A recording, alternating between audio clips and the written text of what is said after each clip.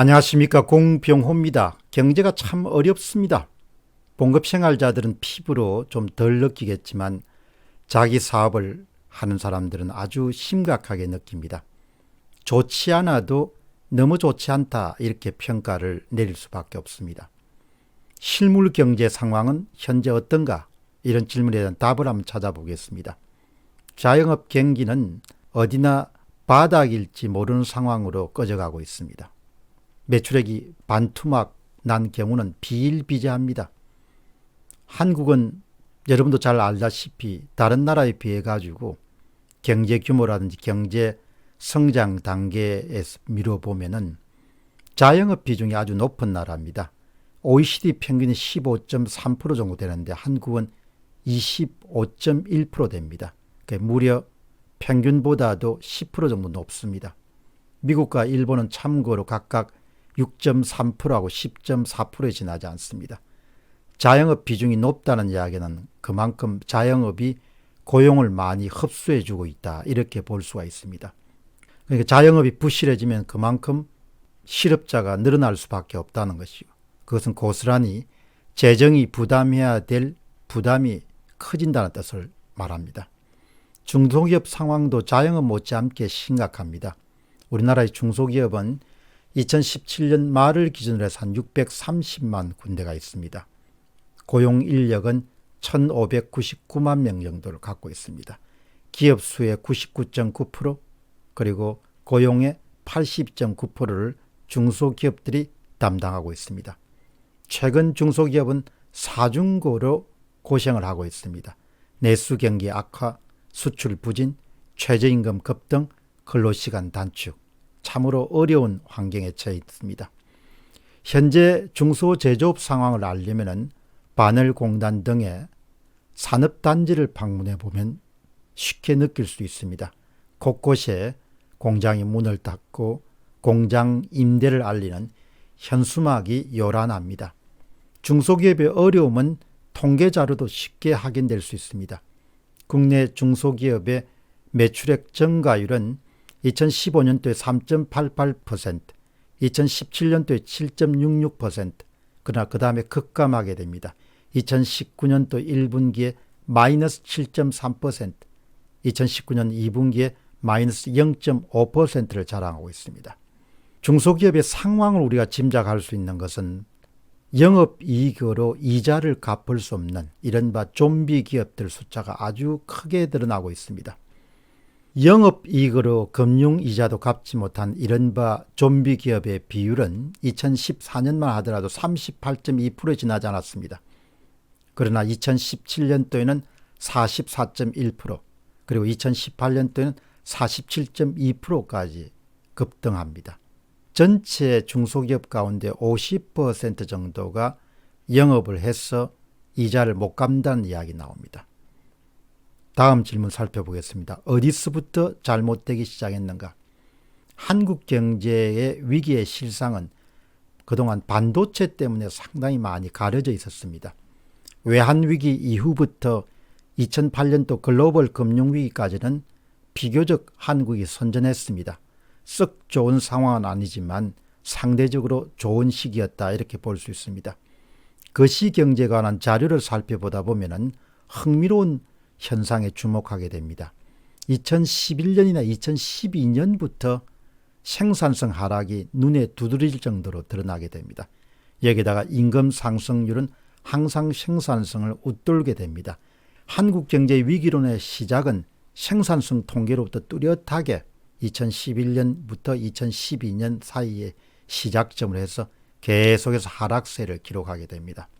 그러나 이런 위기 상황은 반도체 경기가 워낙 좋았기 때문에 반도체 착시에 의해서 가려지게 됩니다. 사실 한국이란 나라에서 참으로 이해하기 힘든 점 가운데 하나는, 그것은 한국 사람들이 우리가 무엇을 갖고 먹고 사는가라는 그런 질문에 대한 답을 찾는 데 익숙치 않다는 사실입니다. 분명한 사실은 한국은 무역으로 먹고 삽니다. 무역에는 항상 호시탐탐 경쟁국들이 노리고 있습니다. 약간만 방심하게 되면은 그냥 경쟁국으로 일자리와 소득원이 다 이동해 버리게 됩니다. 그래서 한국인들은 졸만한 여유가 없습니다. 항상 정신을 똑바로 차리고 어떻게든 경쟁국을 이기기 위해서 싸게, 좋게, 빠르게 만들지 못하면 항상 일자리도 날아가고 소득도 날아가게 됩니다. 따라서 항상 경쟁력을 유지할 수 있게끔 생산 요소가 급등하지 않도록 생산 요소 가격을 관리를 잘해야 되고, 생산 환경이 악화되지 않도록 생산 환경 관리도 잘 해야 됩니다. 조선일보 12월 12일자 취재한 응한 한 사장님은 고스란히 지금 한국 상황을 담아내고 있습니다. 한 금융업체 사장님 이야기입니다. 가격이 우리 절반인 중국 기업과 경쟁할 수 있었던 것은 우리가 밤낮없이 공장을 돌려서 납기를 20-30일 정도 더 빨리 맞출 수 있었기 때문에 가능했다. 주 52시간 제도가 도입되면서 유일하게 남은 무기마저 빼앗기게 되었다.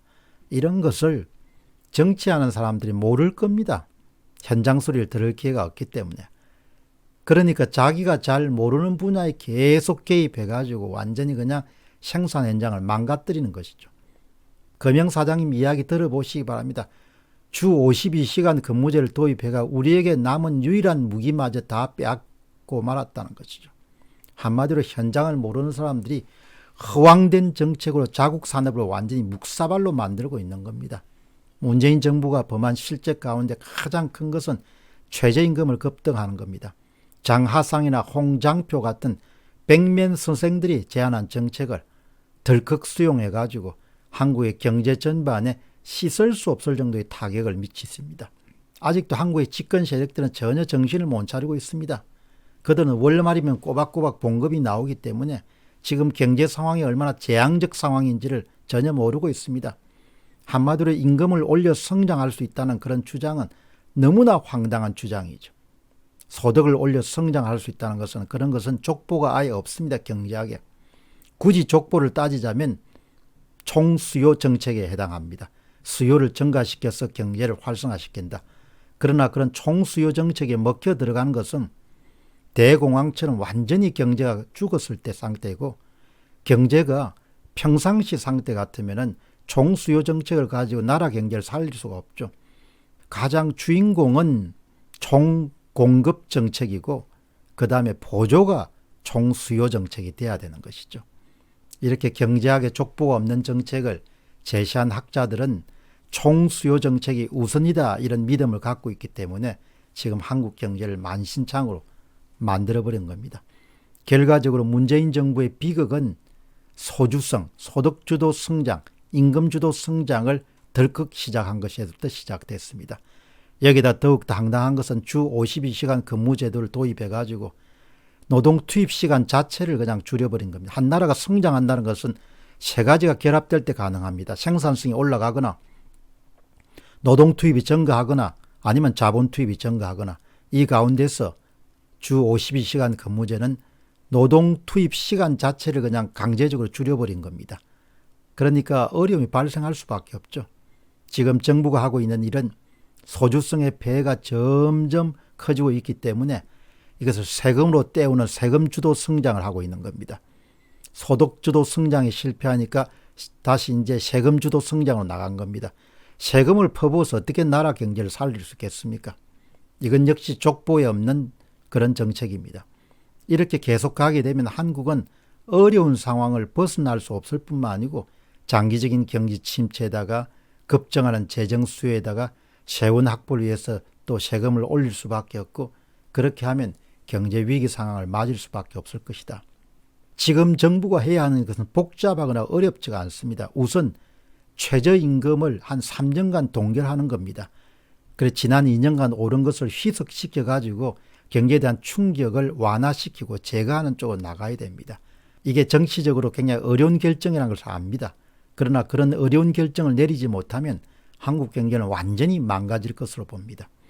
또 동시에 주 52시간 근무제를 중소기업에 적용하는 것은 완전히 제가 볼 때는 한시적으로 1년 6개월 정도 미룰 것이 아니라 완전히 폐지를 해야 되고, 그 다음에 대기업들 같이 이미 실시한 경우에는 보완 조치를 마련해서 노동 투입으로 인한 성장률 저하가 발생하지 않도록 그렇게 노력을 해야 되는 것이죠.